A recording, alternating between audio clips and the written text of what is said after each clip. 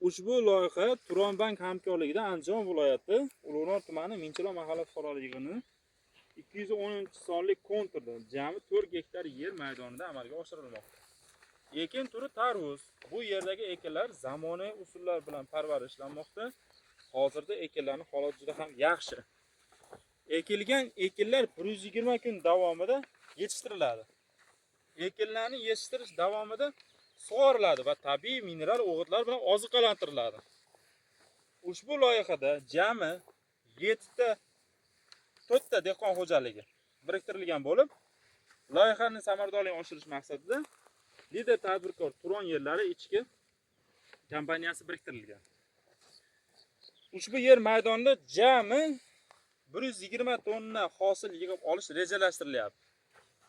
Har bir dehqonchilik daromadi o'rtacha 25-30 million so'mni tashkil etadi.